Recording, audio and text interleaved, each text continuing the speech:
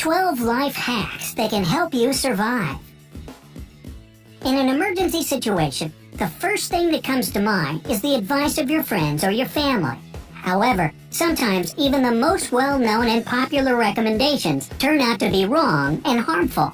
Did you know applying ice to a bruise is not the best idea? And lifting up an unconscious person might lead to severe consequences.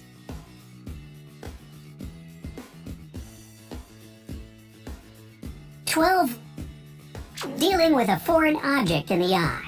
First things first, if there's something in your eye like a piece of glass, don't do anything yourself. Have someone drive you to the hospital. If the object is just an eyelash, then don't forget to wash your hands before you do anything. Try to locate the eyelash by looking in a mirror. Blink to make your tears wash the eyelash out. Once the object is in the corner of your eye, take a wet piece of cloth and use it to remove the eyelash. Number 11. Applying ointments to a wound. Ointments contain unwanted moisture, which is a great environment for bacteria to reproduce more quickly. The best thing you can do is clean the wound in cool water with soap and put a dry bandage on it. You will see that the wound will heal more quickly. Number 10. Rubbing a person with a fever with alcohol or vinegar. Vinegar and alcohol are absorbed into the blood, so it's kind of a way to get drunk or to make a wacky salad dressing. Seriously speaking, alcohol rubbing may create intoxication, while vinegar will significantly raise acidity, which is especially dangerous for children. So don't believe these outdated pieces of advice. Drink a lot of water, tea, and other non-alcoholic fluids. Cool the air in the room to a temperature of 61 to 64 degrees Fahrenheit, or from 16 to 18 degrees Celsius. In these conditions, the patient will get over the fever by themselves. If they don't, they should see a doctor. Number 9. Lifting up an unconscious person. If someone faints, you have to lift them up and sprinkle some cold water on them, right? Well, that's what most people think. Like this video if you thought so. However, lifting a fainted person up will only aggravate the spasm. What you should do is lift their legs up, unbutton any tight pieces of clothing, and don't let them stand up right after they come around. After they regain consciousness, don't let them drink coffee or energy drinks that many people love. Caffeine will only lead to dehydration. Number 8. Treating burns with butter or sour cream. Many people believe that this method is effective only because it relieves pain. But why do butter and sour cream make you feel better? The thing is, we keep them in the fridge, so when we put them on a burn, they're cold. The danger is, though, that butter and sour cream dry your skin and disrupt thermal exchange. This results in heat having nowhere to go but deeper into the skin, causing even more damage. What you should do is hold your hand in the cool water for 15 minutes. This will help with the pain. Do you know why blisters appear on the burn spot? In our bodies, everything happens for a reason. Blisters protect the wound from infection.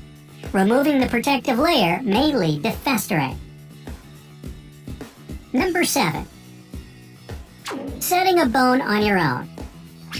Are you a professional trauma surgeon? If not, you should never set a dislocated joint on your own, no matter how cool or brutal that looks in the movies. It may result in additional injuries and the resulting litigation. The best course of action would be to immobilize the injured limb and go to the hospital as soon as possible.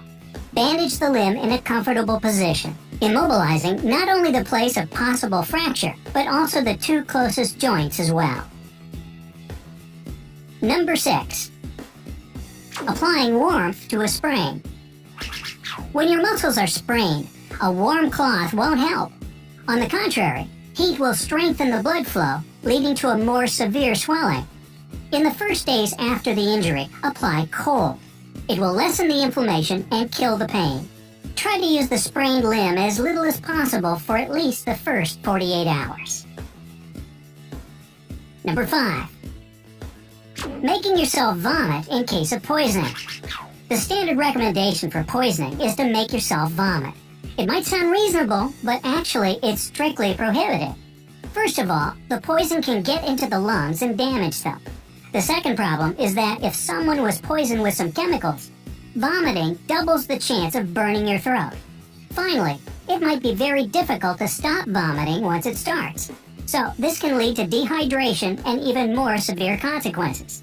In this situation, the only smart thing you can do is call the ambulance as fast as possible. Number 4. Rescuing a drowning person. There's only one obstacle on your way to rescue a drowning person: not being able to swim. If you are, though, nothing can stop you from saving that person's life. Remember to approach them from behind so they don't see you coming. Otherwise, the person may hinder you or drag you down in their panic. After you've approached the person, grab them under the armpits or by the chin and move to the shore, keeping their head at your belly.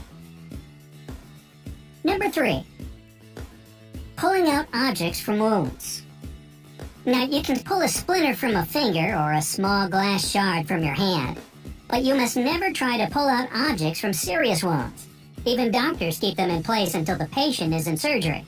The thing is, while the object is inside the wound, it doesn't let the bleeding start. So, until you are under professional supervision, don't do anything, not even touch the object. The only thing you can do is put some alcohol on the wound, but you must be ready for the wound to hurt very much.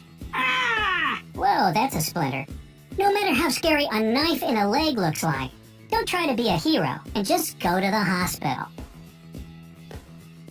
Number 2. Applying ice to a bruise. There's nothing actually wrong with treating a bruise with ice, but most people do it wrong. You shouldn't apply ice directly to the skin if you don't want to get a cold burn. Instead, put a cloth between your skin and a pack of ice. However, even using a cloth doesn't mean there is no risk of being burnt. That's why you should put ice for a maximum of 20 minutes at a time, and then take a 90-minute break. If for some reason you don't have a cloth you can use, don't use ice at all. Believe us, you prefer to have a bruise rather than a cold burn. Another thing you should know is that there is no point in using ice 48 hours after the injury.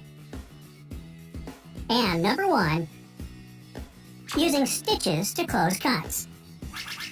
It's not wrong to use stitches. In most cases, it's the only way to close a wound.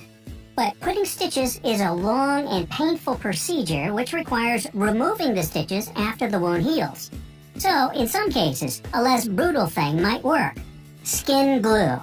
Skin glue is very quick and virtually painless. Wash the wound with cold water before using glue. Then, stop the bleeding by pressing the wound. Close the edges of the wound and put skin glue along it. However, if you see that the wound is too big, don't take the risk and go to the hospital for professional help.